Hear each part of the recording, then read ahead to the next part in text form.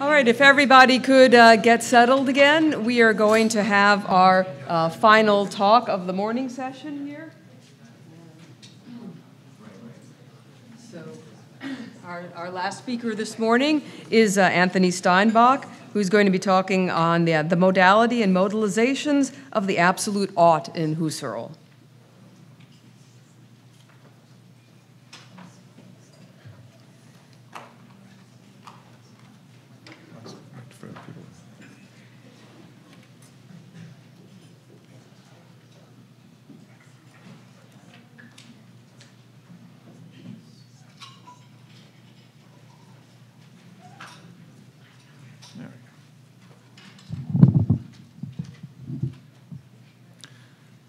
Okay, good morning.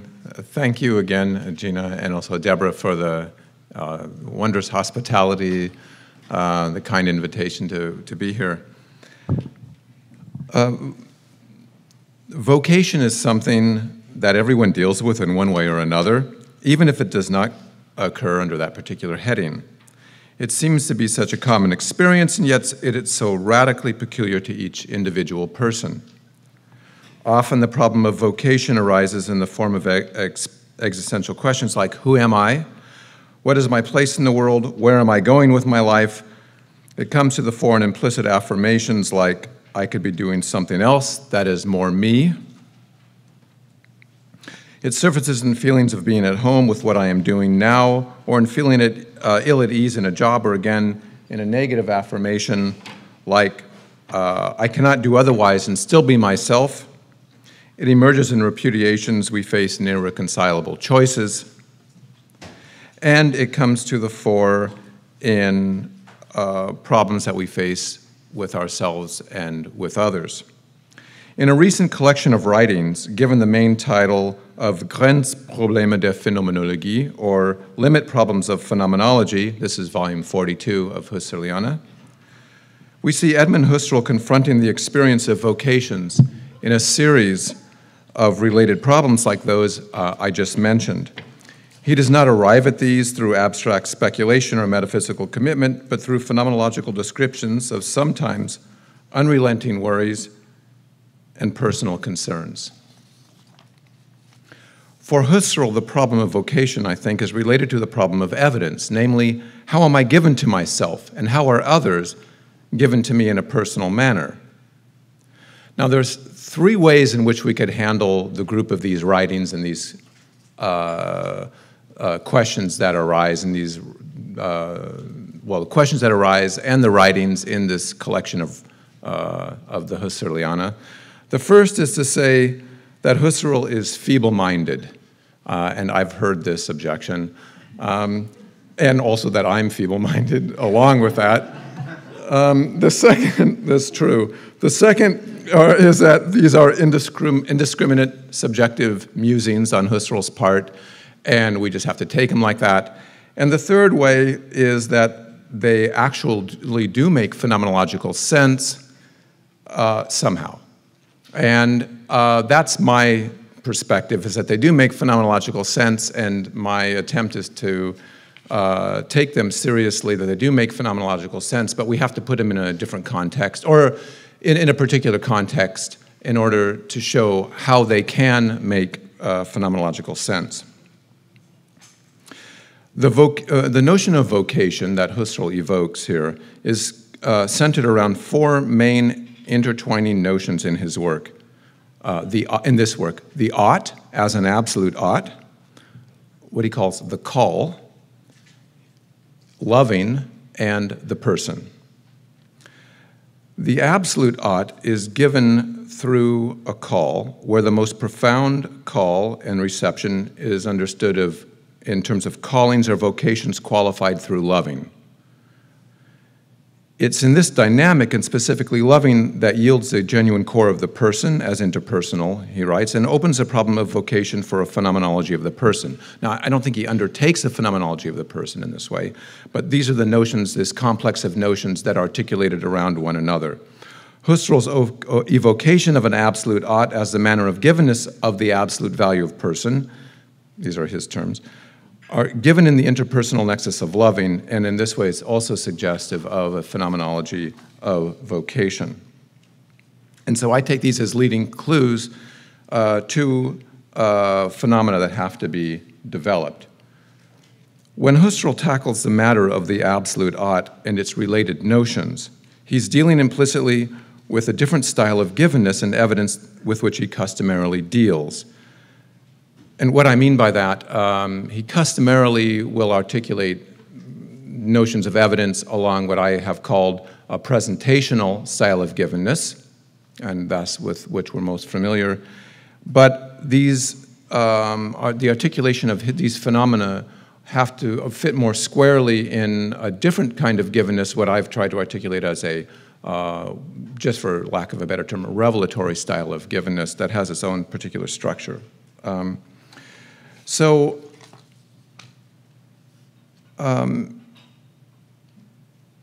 The point is this: if there are experiences that are given in a perceptual manner, and if they have a logic of evidence and modalities and modalizations, we can't assume that the modalities and modalizations peculiar to this presentational style are going to map onto a different style of givenness or a different realm of experience. My contention is that where the givenness of the person is concerned, there's a distinctive mode of givenness that's not susceptible to the traditional concept of modality belonging to the presentational mode of givenness, or again, evidence, modality, and modalization have to be rekeyed according to the givenness of the person. One such modality concerns the ought, and in particular, the absolute ought that Husserl evokes. A vocational experience, then, is one in which I'm given to myself in the manner of an absolute ought. When Husserl uses the expression of the absolute ought in this way, I suggest, he's attempting to evoke a compelling demand that weighs on me to become who I truly am, but in a way that cannot originate simply from my own self-sufficiency. And in terms that we want to say, like, you know, I need to do this or like that, they don't really fit. I mean, we use these. So I'm trying to articulate maybe a different conceptual register, a different description utilizing these terms that are more sensitive to these other experiences that Husserl's evoking here. So first of all, I would like to give a very, very brief survey, let's say, of the notion of modality. And then I want to look at the way in which Husserl uses this ought modality in these writings with a little elaboration, and then discuss the absolute ought peculiar to vocation. Okay, so first of all, so this is, I'm not a historian of philosophy, so I don't know if I have them all. I'm not going to try to be exhaustive here, but just to give a little detail in the way of which modality has been articulated, at least to my knowledge, Aristotle was the first to have designated what we've come to know as modality, which was tropos and boethius, translated then as modalis. Aristotle distinguished between the possible, the contingent, the impossible, and the necessary. Occam thought that modalities should relate to propositions as a whole, and that any term that can be predicated of a whole proposition is a mode, rendering a proposition modal. He therefore maintained that there were more than these four modalities in Aristotle. They were like the true, the false, the known, the unknown, the expressed, the written, the grasped, the believed, the opined, the doubted.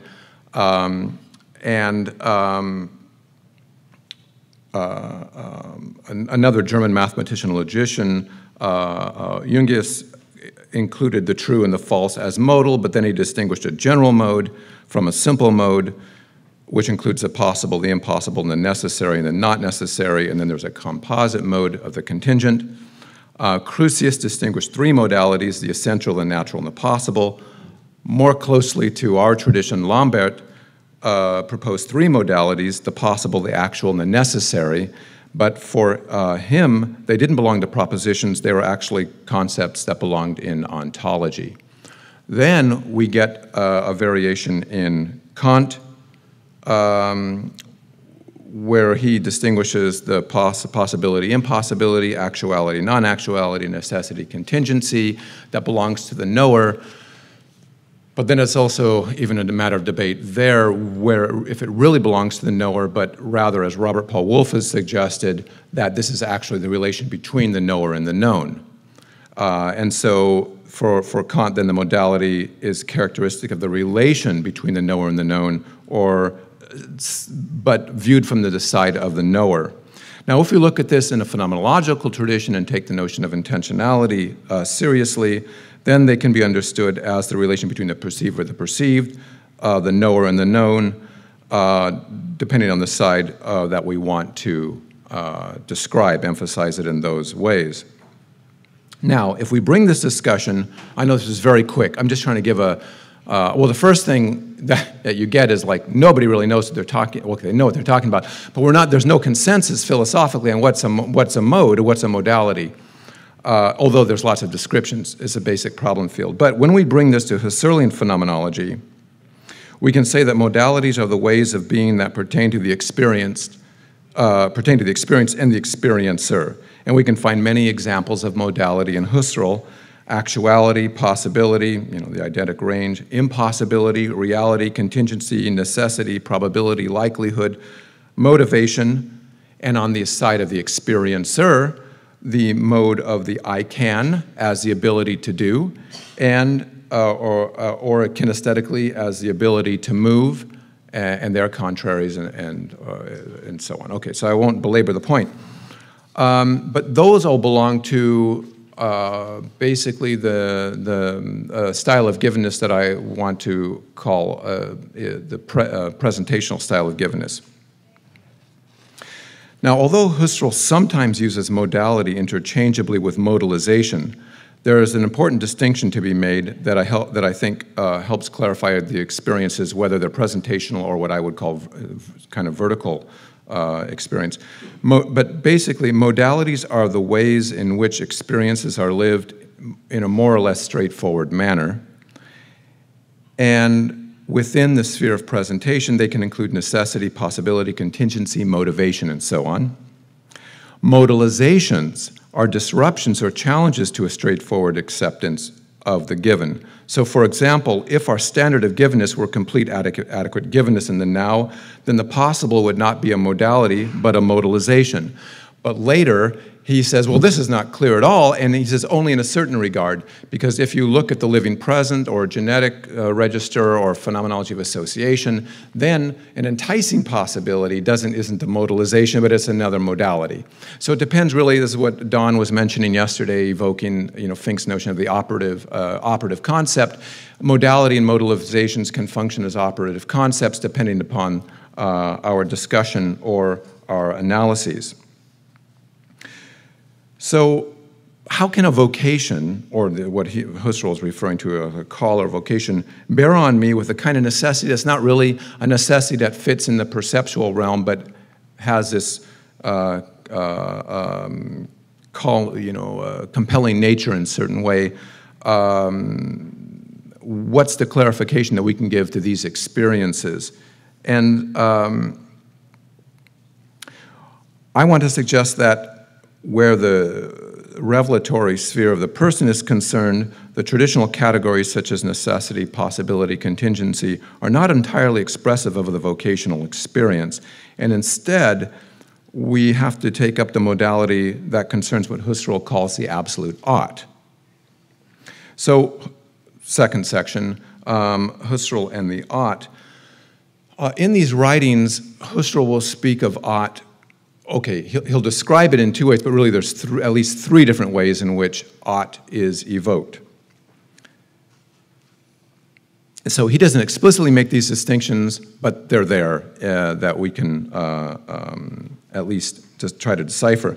So the first of them is what he'll call a practical ought, and then there's another one which I'm going to call a praxical ought, and then another one which is a absolute ought.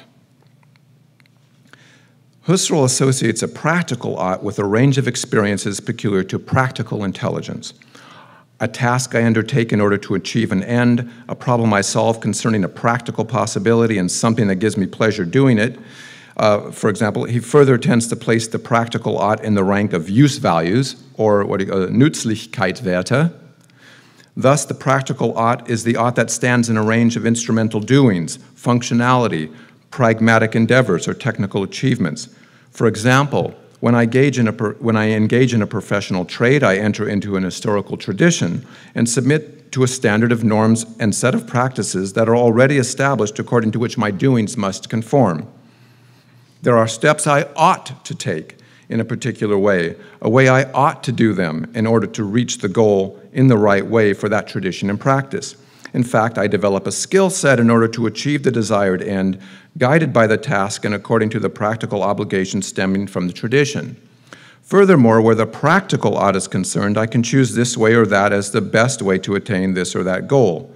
This ought modality can be qualified in a relative and conditional manner. It's relative and conditional because it admits of an in order to structure.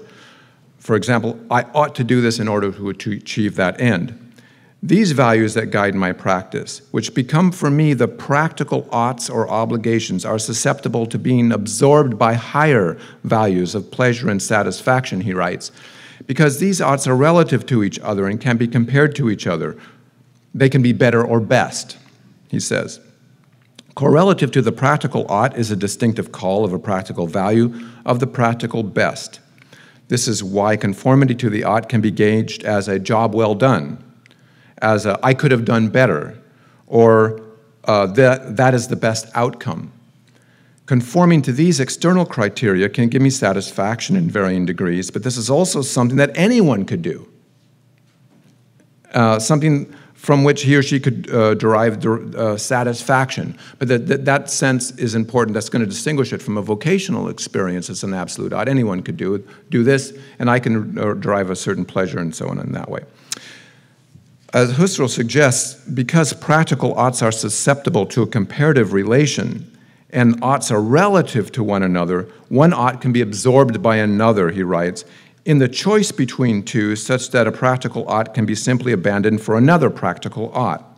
On a practical level of oughts, we can experience polar opposite values that lead us in two distinctive directions, and our task would be to choose the most reasonable or the best among practical aims. Now I want to just briefly mention the praxical ought. Now, Husserl doesn't use this term, and I call it praxical because it concerns it's a different mode of givenness. I would say it belongs to the revelatory, to what I'm calling the revelatory kind of givenness, but it's kind of an integration of spirit and action, in that sense, praxical and not merely practical intelligence. These oughts, so it's not a matter of techne, I don't mean it in the sense of techne. These oughts are given within a spiritual value range and are not susceptible to an if-then instrumental or pragmatic structure. He'll use examples, artistic activities like playing music, political events, playing sports, or the pursuit of truth by the scientist are included in this range.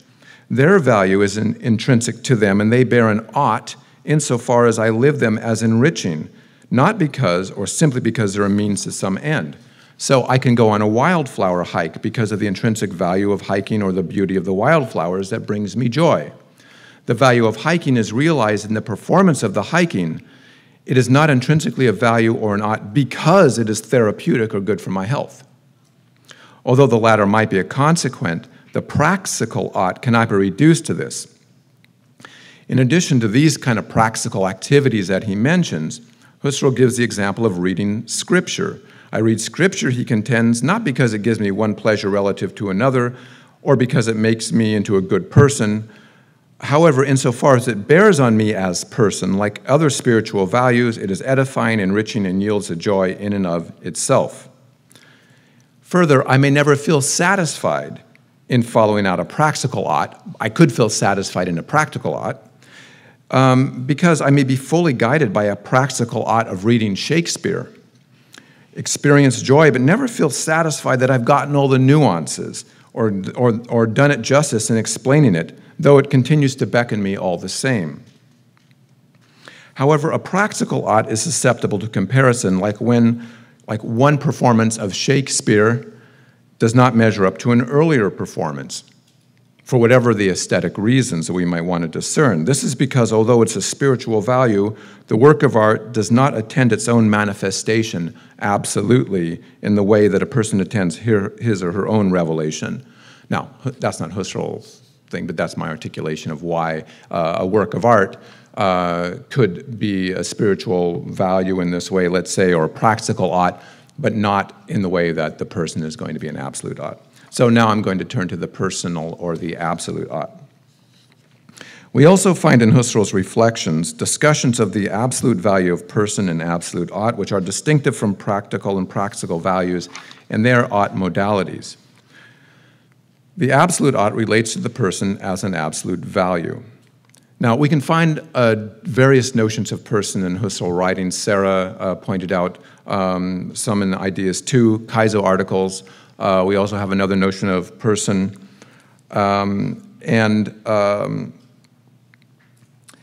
It's not that the notions of culture or religion or person are absent from these other writings. But in this current set of writings, the notion of person acquires a different specificity. The person's explicitly described almost in Schelerian terms of an absolute value and given in the modality of an absolute ought. The person is given, he says, also in acts of loving, but he doesn't really describe, he doesn't give a phenomenological account of loving, but acts of loving. The person is a member of an interpersonal loving community and is oriented by the teleology of loving with a divine entelechy. Again, Husserl's allusions to person mark not so much a different Husserl as much as different strands of his thoughts and analyses offering different guiding threads and possibilities of development for phenomenology. All absolute oughts are essentially grounded in persons as absolute values such that I am directed toward them in an absolute way, Husserl contends. To say that I am directed toward persons in an absolute way means that this directedness is never a momentary act, but lived toward the dynamic core of the person despite their types of finite limitations. These absolute oughts are expressed in norms only insofar as they're embodied in the person who exemplifies those norms. This intrinsic normativity that we find in the absolute value of person as expressed in the absolute ought is irreducible to practical or empirical foundations for him. Normativity as oughtness, and here we have the personal absolute oughtness, is not a statistical normativity. Although Husserl tends to use expressions absolute value and absolute ought sometimes synonymously as a kind of shorthand, strictly speaking, I think we have to understand the relation in the following way. I am directed toward an absolute value, a person, either myself or another, in the manner of an absolute ought. It is not my manner being imposed on other persons, but it is the person as absolute who reveals herself or himself in a manner of an absolute ought. This is how the problem of the absolute ought, I believe, belongs to a phenomenological investigation of modality and then to the one of vocation. Husserl then sees the absolute ought as rooted in the absolute value of the person. It's neither subjective, since it's given from another, or myself as another, and it is not objective, since it can concern me, myself, as not self-grounding, and another as interpersonal. Further, whereas anyone can in principle respond to a practical ought within the parameters of material limitations and skill sets and so on, only I or only you, from a personal uniqueness of who I am or who you are, can be responsible toward the person appealing to us or to myself in the manner of a vocation. It can never be a matter of impersonal indifference. In the case of absolute oughts, Husserl suggests that there's no comparison possible between persons, between the individual person or even the individual person and the collective person. One is not compared as better or best, since persons as absolute are neither things nor goals relative to one another. While a practical value can be absorbed and outstripped by another according to a context of usefulness, absolute value cannot be absorbed by another in the sense of being made relative to it or being made to serve as an index to a higher preferred practical value. Rather, if there is what Husserl calls a conflict between absolute values, and he will speak often of this conflict of absolute values, the values still remain absolute, with absolute insistence, without one serving as an index to another. His common example is how you value your child in relationship to your country. It's a personal issue with Husserl. So that constantly comes up. But okay. So now the third section on the absolute ought as a modality peculiar to the revelation of person and vocation. The sphere of absolute ought is grounded in the person as absolute value. It is the manner in which the absolute value of the person is revealed as within a particular kind of givenness that I want to call here revelation. Revelatory givenness, which pertains to the givenness of the person, has two dimensions: the interpersonal dimension in the sense of the other person who is given as an absolute value and unique, and the givenness of myself, capital M, myself, as absolute value, and that means for me as not self-grounding, so already interpersonal. So this sense of myself will refer to what Husserl calls here as, his term is the true or genuine self as it relates to the problem of vocation.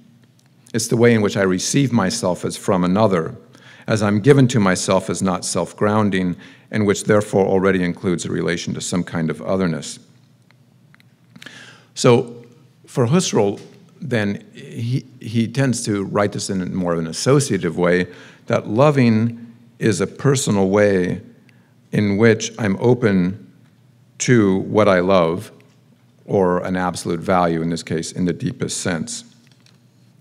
This is the case whether it's a loving toward the other person or toward myself in a vocational manner. It is what Husserl calls an absolute love sometimes, in the sense that it's an opening to an absolute value in the manner of an absolute ought, and in the sense that the tenor of the loving is absolute, unconditional, and toward infinity. Personal loving is the opening to the person as revealed in his or her uniqueness, what Husserl here calls an Einzigkeitswert, as opposed to a Nützlichkeitswert. Loving in this regard lets the other persons be or become who they are as absolute value in the manner of an absolute ought.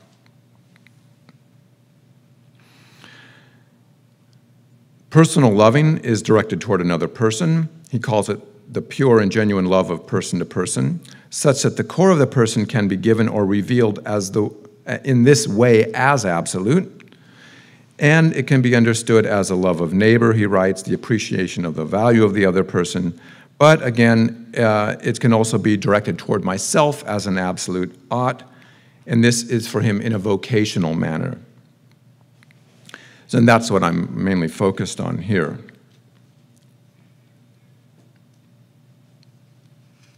On the one hand, what exerts an unreserved claim on me from the beginning, he says, is only there for me as a priori, absolutely, but not universally.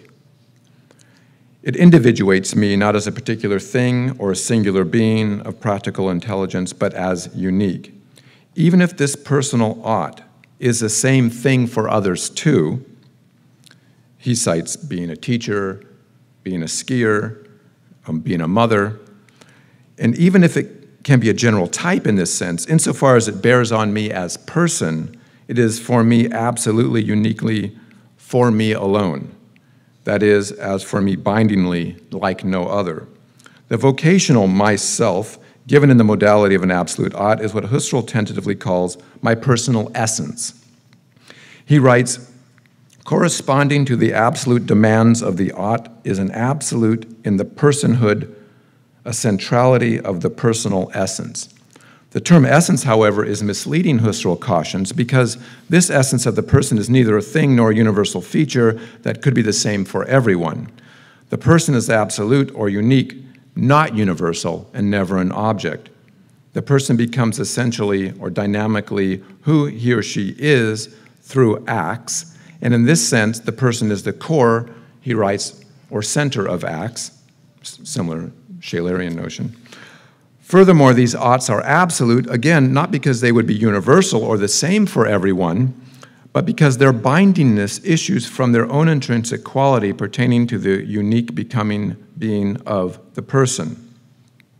What is required of me through the pole of the absolute ought as a vocational experience is not the same as a practical comparison of goods to discern what is better or what I could adjudicate from the outside as a disinterested observer or from multiple intersubjective perspectives.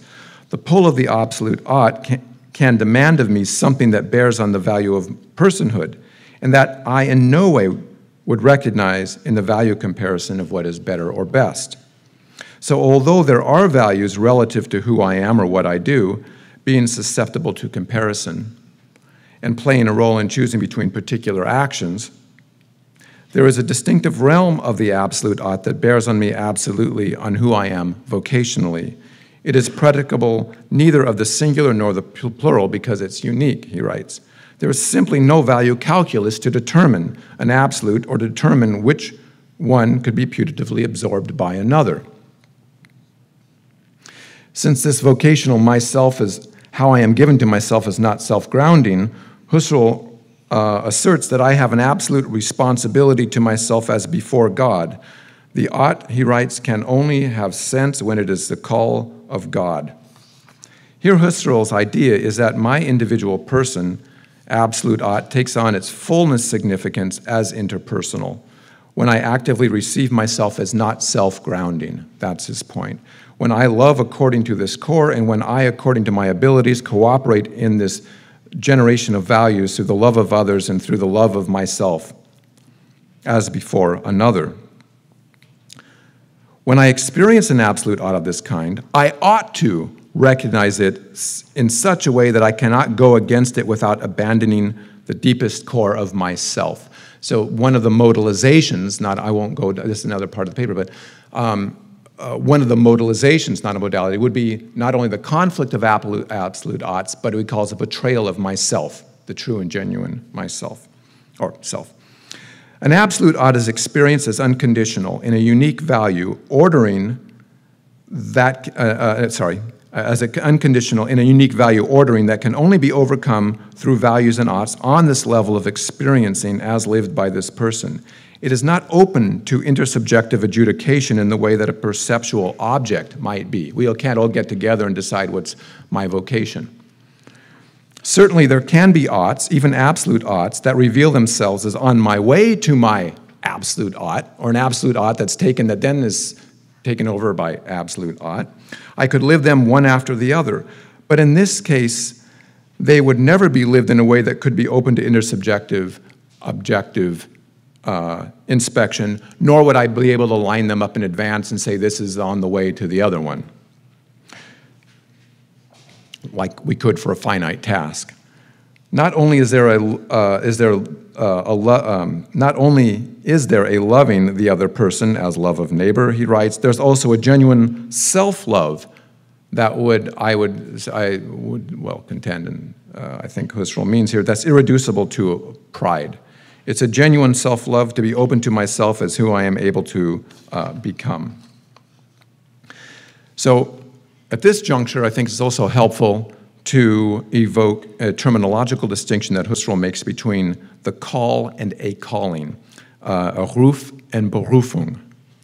This suggests a conceptual distinction between the vocation, to be who I am, and a vocation, to be who I am in a particular way or ways and styles of doing. They're interrelated, but phenomenologically distinct. These are intertwined and complementary. So if we employ the concept of loving that Husserl introduces in these writings, I think we could hazard saying that there is the vocational call to be loving, or to be love, something like that, that permeates or can be realized uniquely in and through a calling to do this or that as my vocational path or paths. This is how, following Husserl, pursuing one's own personal vocation or vocations gives a life, he says, that higher value of dignity. Ultimately, it's the same matter of vocational experience, but from two distinctive, I think, discernible moments. The vocational absolute ought, therefore, can be experienced negatively as I don't know who I am, but I'm not that. Or more positively, in the modality of an absolute otherwise, we could say, I cannot be otherwise than this, or I cannot do otherwise. Or still negatively, I wish I could do this, but I cannot. The I have to do something else now, or I have to improve myself, is an absolute ought that's founded in the absolute ought of a vocation as call. Husserl writes, absolute striving, absolute willing, absolute doing. These are absolute for Husserl because they are revealed in the personal manner. Absolute life, he writes, is that to which I am called and makes my life not only meaningful, but genuine. Husserl asks whether the absolute ought can be revealed or even realized if it appears as a mere coincidence or chance. For example, the chance of an environment, of education, of upbringing, of health and sickness or mental illness. I have not chosen my life and cannot place my life in a choice. My entire natural world life in all of its callings of absolute oughts, he says. The difficulty one faces here is that loving and the absolute ought are not arbitrary. The modality of chance does not fit the absolute ought like it would a practical ought. Thus Husserl questions, and I'll quote, what overcomes death and fate? What constitutes genuineness? A life in absolute ought that is structured through and through by absolute oughtness that I embrace absolutely. What does this mean? Deciding for an absolute ought? All objects and values of objects, no, and close quote, all objects and values of objects that are created from our vocational actions or vocational creations stem from this absolute ought. It's not entirely accurate to say that oughts that find their place behind others lose all their weight. It's rather, like we could in a different ought, it's rather the case that their value remains value, but now are held in tension with other values that are also lived as absolute and unconditional. And this provides him with this, the kind of terror sometimes of a decision, facing a decision between absolute oughts. The absolute ought revealed in the absolute value of a child is not susceptible to a choice that one could make by weighing other absolute values against the child. It's not because it's based in an individual decision that falls under a universal norm, as if she were accessible to just anyone as a disinterested observer, nor would she putatively be a legitimate absolute now because her value became the product of a communal deliberate action. It is not because, say, the mother has an instinct or duty for her child. Rather, ultimately, it concerns the irreplaceable and incomparable value uniqueness, he writes, of the child as person and the absolute ought that reaches through the call of loving to the person as mother or as father. Husserl does seem to recognize that the value of my vocation and what gives me my life dignity can be accessible to others, such that following out what constitutes an absolute ought for me can be given to others as value, or vice versa. But this has to do because of what he calls, I think there's two things. First of all, what he calls a Liebesgemeinschaft, another obvious term from Scheler, but I don't know if it's from Scheler or not that he takes it, but Liebesgemeinschaft, so an interpersonal loving community in which there would be a co-responsibility to another as absolute and the community as absolute person, collective person to the individual and likewise. And then also because the whole structure is a kind of an intrinsic coherence in which those values can flash forth and would then be accessible in that way. Or it's what he calls, it could be the other term, aside from a Liebesgemeinschaft, would also be a loving homeworld, he can say, or he does say. Thus, even though my own absolute ought is not a private matter, absolute oughts are intertwined in the moral universe so that even if they do not build a single universal framework, as Husserl suggests at times, they do constitute what we can call maybe a moral solidarity with one another, or a religious solidarity with the holy. This is correlative to what he speaks of a loving community or a union of loving with God or with others. These absolute values constitute a realm of absolute oughts for all other or sympathizing persons. My absolute striving is a branch of communal striving, lived each in its own unique way as toward absolute values. We can ask phenomenologically how such an absolute ought can be given, how I can be responsible to myself before others. The modality of the absolute ought, as it concerns the core of myself as not self-grounding, is given as or through the call. This is what Husserl calls the call. Husserl terms the call of an absolute ought, or sometimes the absolute call of the ought. The absolute call in the manner of an absolute ought is given and received in a radically personal way. So this is another section on the call. The genuine I loves, writes Husserl, and a genuine life is through and through a life in loving, such that the genuine life in loving is a life animated by my personal absolute ought. Living as person fully in the loving toward an absolute value that gives itself in the manner of an absolute ought is not just having a mere tendency towards something. As Husserl observes, in loving I am fully but inexhaustively a presencing with the beloved, as living actively oriented, freely, dynamically, engaged in a devotion toward what is given as value, even myself. Loving, which exists only in this creative, revealed orientation, cannot be reified, mechanized, calculated, partial, or disengaged, and remain what it is. The person who lives in the call of loving toward her or his calling in a loving manner essentially resists objectification. When Husserl uses the shorthand of the call of the absolute ought, or the absolute call of the ought, what he means is that the call is received or experienced as an ought, which, when personal, has a uniquely distinctive absolute weight or tenor. Absolute values are such that I can only love myself when I follow them, recriminate myself when I abandon their validity for me. But this is nothing that can be commanded or that can be undertaken as a joyless duty, he writes, since what bears on me as an absolute ought is taken up freely. So he wants to distinguish this from duty. Accordingly, I'm free in hearing the call, or the calling, and in pursuing it, in refusing it, halfway hearing it, or turning away from it. But in all these cases, the value still flashes forth. And if it comes to me as an absolute call, or calling, received in that way, as an absolute ought, it's for me precisely the absolute ought that claims me in this kind of nonviolent, insistent, compelling manner that invites a kind of decisive appropriation. So it's not necessity, possibility, contingency, motivation that constitute the modality of vocational revelation. It's rather the absolute ought, which is the modality of vocational revelation.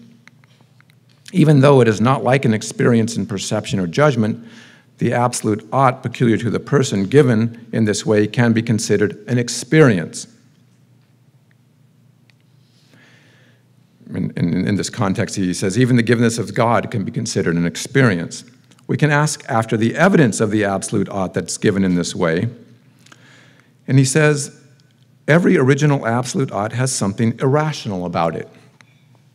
What Husserl means by this statement, I propose, is that if evidence is equated with the presentational givenness of things in an epistemic manner, I mean a perceptual adjudicative manner only, and if this is rational, then anything outside of this cannot be received as a rational demand, and therefore cannot be given. It is irrational in the sense that it's not universally accessible to all in the same way as intersubjective objectivity. Yet there's also at least an implication by Husserl that even being on the limit of rational givenness still somehow counts as givenness, and thus has its own cognitive, if not rational, structure. He's getting to an experience that's so radically unique that it's above or different from the universal. The only other term Husserl seems to have at his disposal is irrational in order to convey another order of givenness. However, this does not mean that it does not have its own structure, this other kind of givenness, and is not given with a kind of evidence. It is an experience. It does have its own modalities and modalizations that are susceptible to phenomenological description.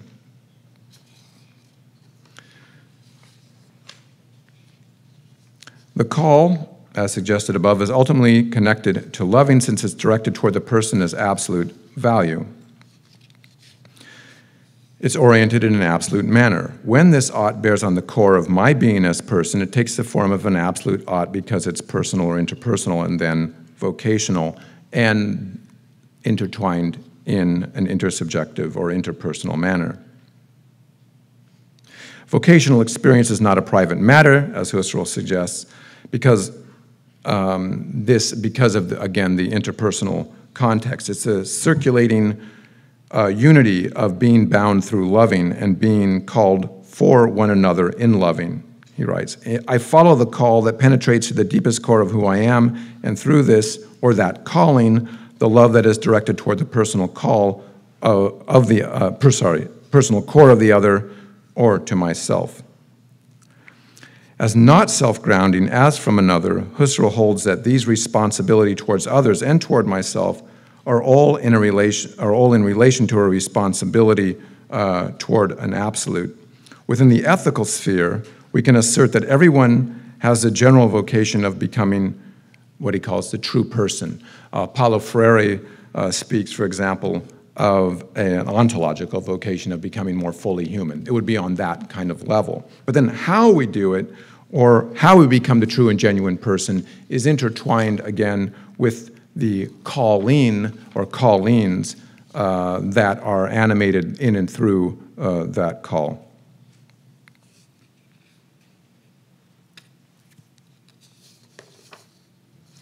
Okay,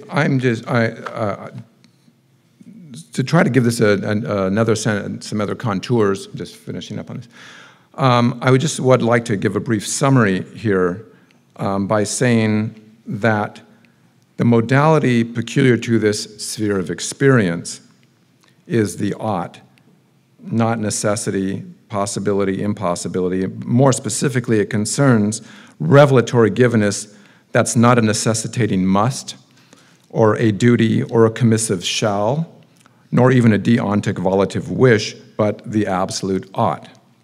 The absolute ought is a dimension of freedom, since it is neither predetermined, nor compulsory, nor capricious, nor arbitrary.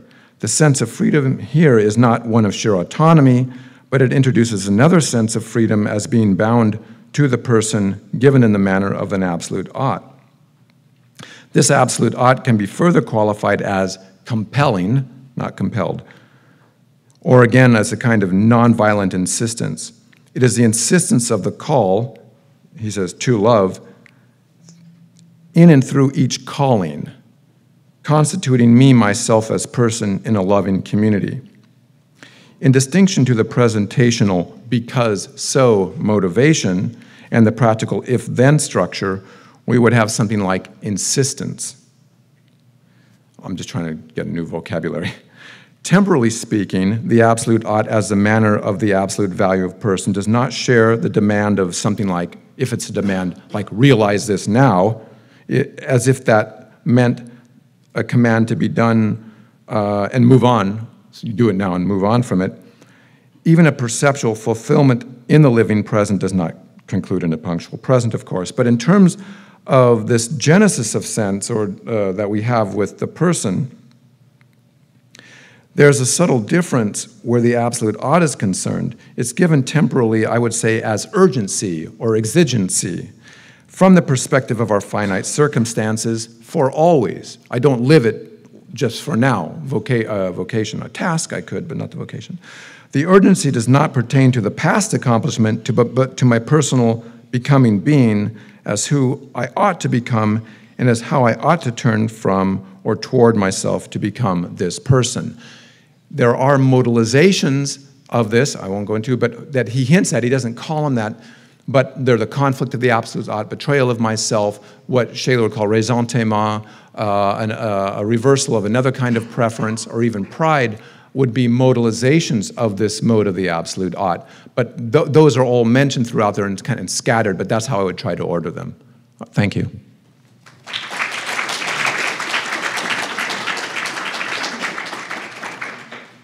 I'll let you field the questions so you can keep an eye on people. Or, yeah. Got 15 minutes for questions here, so. Okay, I'll just have two here in the front and one in the back already, so I'll just go around. Thank you so much. This is just a small thing, but would he say that love is always a relationship to a person, or can we also love other values than personal value, that persons as values? Mm-hmm. So there's two things. There's what does Husserl say in these writings? As far as I recall and what read, I don't think he spoke explicitly about loving in a non-personal way. I think what we can say, what he says, is that loving is always from the person. He doesn't say that it's exclusively toward a person. Now, of course, if we're talking about, experientially or either another thinker, but then certainly would be open to that. I mean, just to evoke Shaler, since a lot of these terms seem to me to be Shalerian, but I don't know exactly their source. But then it would certainly be open to the whole realm of being. But in this context, I think it's what is the case is that the person is given as an absolute ought, and that the loving is from the dimension of personhood. From the dimension. That's, I think, the limits of what that text allows. Hi, Tony. Thank you for that. That's all fascinating. I'm curious about one thing. So when we do a phenomenology of the experience of this other kind of modality, a radically different kind of modality, this absolute ought, precisely because it doesn't seem to lend itself to the framework of variation, I wonder if we need another kind of phenomenological method to even try to unpack and tease out what its structure may be, right? I mean, he calls it personal essence, right? But again, he says it's misleading. When we think about essence, the process of variation, as he describes it, makes a lot of sense. But this seems to resist that process itself. It's singular in a way that doesn't lend itself to variation in the same sense. So do we need another kind of method to do justice to it? That would be the first question. And the second question, I sort of was reminded that, for instance, in the Cartesian Meditations, when he describes the method of doing this kind of work, phenomenology in general, that there's a sense in which as we engage in variation when it comes to whatever a priori of correlation we're interested in, there's also a sense of self-variation, right? I, as a phenomenologist, there's a sense in which in the background I'm also varying myself as if I were otherwise. So it's almost implied that as I do phenomenology, I'm also engaged in a deeper sense in a process of self-transformation, that it doesn't leave me unchanged. But he uses the language of variation, it seems to me there too, to describe something like self-transformation. This would be self-transformative in another kind of way. So these are two ways of coming at this and saying, perhaps something like variation wouldn't do justice either to the study itself of the experience in question or to what phenomenology as self-transformative might amount to. Mm-hmm. Okay. I would say it's not trying to give a phenomenological account of the absolute ought, but it's trying to give a phenomenological account of givenness in which the absolute ought is a modality on this particular level of experience, just to clarify that. Do we need another method? No. If we understand phenomenology as open to the given in whatever way it gives itself. Do we have to be open to different kinds of givenness? Yes. And certain other phenomenologists have to. I think even in Husserl is too. But in a systematic way, others who have been on the kind of, from a certain perspective, on the limit of phenomenology or whatever, I think they're still doing, giving phenomenological descriptions. I mean, just very quickly, like Levinas will say, well, if we understand by givenness or disclosure, the givenness of an object, then the other is given as not being able to be given. This is Husserl's formulation in the fifth meditation. It's given, accessible in the mode of inaccessibility and incomprehensibility, because it's not given like an object. But that would be our register of givenness. But then, at the same time, Levinas will go, know the other, but it's absolute givenness or absolute experience or revelatory givenness. So, he's doing, and he says, well, we're not talking about the noema, but the enigma. These are different ways, or enigma. I mean, these are different ways of trying to characterize an intentional structure that is an intentional structure. It's not necessarily noematic structure. So it's not a matter of reducing intentionality to the noematic structure. And so that just means being open to intentionality in a different way and what it could mean and these different structures of givenness. That's what I think that would require. Or that would be so phenomenology, this doesn't mean we're leaving phenomenology. And then, or even having to have a radical transformation, but a different kind of openness to what it already was doing. And then secondly, in the otherwise, I think it's an interesting example. I don't remember if Husserl said that or if it's just an example I thought of, but if we say, I can't do otherwise and be myself, I mean, it's implicit in the writings, but that's a kind of variation. Even if either I'm confronted with the example, no, I can't, take up this task, or,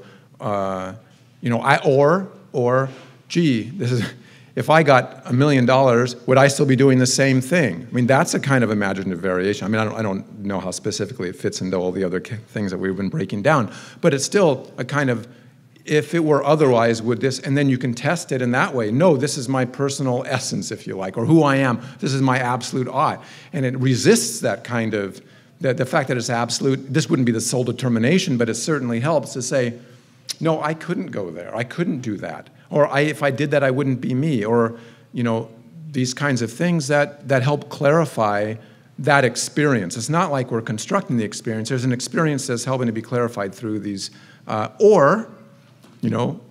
mentor, or, who could, this is the other thing, it's not a private matter, he says, who might have more insight into me than I know myself, because, how? Because it's either the Liebesgemeinschaft, the community of loving, that's one, or we're involved in this intrinsic coherence of orientations, this divine entelechy, for example, whatever, however he might work it out, that we have this access in some way. It's not it's possible. And we've had these experiences where, I think, where another has known us more than who we are. And then, it resonates in a particular way. Or even being loved by another or trusted by another generates that loving or trust in a particular orientation. So it's an interpersonal dynamic here.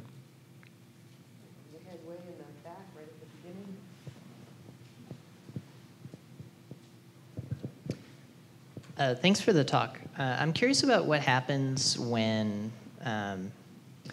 you have an absolute ought that's revealed to you. Say, like you have to be an artist or like a Socratic philosopher, but that's only going to happen like at the cost of like severe like economic turmoil. It could include social turmoil, like maybe the community will hate you if you do this, not rightly. But, it's not like you're abandoning your children. That could be like an absolute ought that you'd be forsaking to go for this other absolute ought. So I'm curious about what would be happening as someone's navigating this kind of tension. Is it a tension between an absolute ought and some like very compelling practical oughts? Is maybe like maintaining some level of comfort for yourself an absolute ought that you owe yourself? The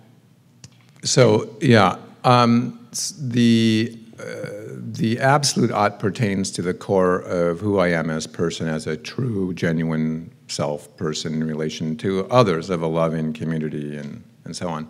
So these can't be, so that's the first thing. So in some of the cases that you cited, it would be a comparison or interrelation of a particular absolute ought, let's say, and a practical ought. Husserl is dealing with situations in which there's a conflict between absolute oughts, and what do we do? One cannot be absorbed by another. One is, so what happens in the case of that they can't be, it's tragic, basically, and then he gives kind of a Kierkegaardian resolution to it, a matter of faith. is ultimately what he says there, because they're irreconcilable. And at least I cannot reconcile them. And so then it's not any way, this is not a map to how we're going to resolve these things, but he's pointing out what happens in the case of these things, and you're faced with maybe something that is exactly irreconcilable. And the fact is that you can't choose between them. That's what we're experiencing when we can't choose between them, and you're forced into a situation. Then it's a tragedy, he says. It's tragic. So that is tragic. possible. Well, yeah, I mean, between absolute and practical? Sure, there's a distinction between the absolute, yeah, there is. We live those as a practical concern or as an absolute concern, yeah. And we would probably experience them in that way, or could, once we could articulate, this is a matter of being practical, this is a matter of who I am. And then if you were to compromise, he suggests something like this, well, then you just have to call it a compromise for now. But if you try to, then you'd get into this other process of ressentiment, where you would say, oh no, that's really what I want to do, and then you confuse yourself in terms of like who I am. But at least if it's a compromise, call it a compromise, and then you get on the path, as it were. Yeah, well, I guess that's his suggestions there. Another possibility, if you take the compromise path, is that, after some time passes, like, who you are could get restructured a bit. Maybe you do this partly on purpose. Yeah. Which I guess all these things are open. Yeah, that's the other aspect of it. There's not an objective measure to this. Yeah. Thanks. I think there's time for at least one more. Thanks so much, Tony. I thought that was really energizing and fascinating. When is this volume from? Oh, when is it from? Yeah, the Husserlian of 42. Wait, I can tell you. I have it written sorry. down. No, It wasn't meant to so be. I'm looking at. It's volume 42. Well, I'm sorry. The writings are all through. They're sorry. I thought you meant like when was it published? No, not necessarily. It's. Thanks. 1908 to 1937. Okay, so I don't know that necessarily clarifies my question, but because what I was really wondering is whether it was written after 1917, these particular writings, and the reason is that if it were, a potential source for some of this material on love and absolute value could be Edith Stein. Okay. And that would also prove a connection between the Shaler and Husserl, because she writes a lot about Shaler's Lebensgemeinschaft as well. Yeah, great, yeah. Yeah, so that would just be right. kind of Sure. potential. Yeah, right. And some of the terms he appeals, well, of course, yeah. Okay. Yeah, there's other terms that are just resonating, yeah, that would make sense too. Yeah, but maybe we can talk more. No, that's good, yeah. We've got 2 more minutes, so one more quick question. Hi, I'm giving personal background so you understand this question. I'm an anthropologist, so I'm at Husserl 101. But the clarity of your presentation, I had a flashback during it. I was raised in a Catholic tradition, and I'm 72, so this was in the past, that you were trained or you were taught to have a call or a calling. And everything you described about the practical art and the absolute art were part of what we were being, I would now refer to it as being brainwashed, as far as joining in, and martyrdom was my cutting edge. So I'm just wondering if there's any practical relationship between Husserl and Catholic traditions, or if, the Vatican was reading Husserl, or where this could all be coming from. They should have been. And instead, they read Shaler. Sorry. I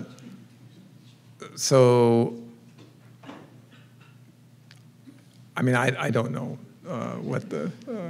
I think, so Husserl, he was Jewish and converted to form of Protestantism, but I think it's just the phenomenal field. This is what he's tapping into, and, and in different ways, any kind of religious understanding might be tapping into, let's say, or an interpersonal understanding. I don't know, but they certainly occupied him, these concerns. I don't know if it's understood. I don't know if in the Catholic tradition the vocation or the calling in that way is understood in the same way that he's articulated. I mean, he's trying to articulate some of these phenomena, articulate them phenomenologically, that is to say, give them certain accounts. Or he's mentioned him within a phenomenological context of evidence. That's how it's playing out for him. So these are not, I don't think they're just random musings, and I don't think they're indiscriminate. I don't think he's feeble-minded. I think he didn't have the strict structures of givenness that maybe other phenomenologists did in order to situate those understandings. But he's, beginning his descriptions and then would have to articulate certain understandings after the fact to say, this is how I arrived at what I did. But I think that would be peculiar to him. Okay, great. Thank you. Thanks.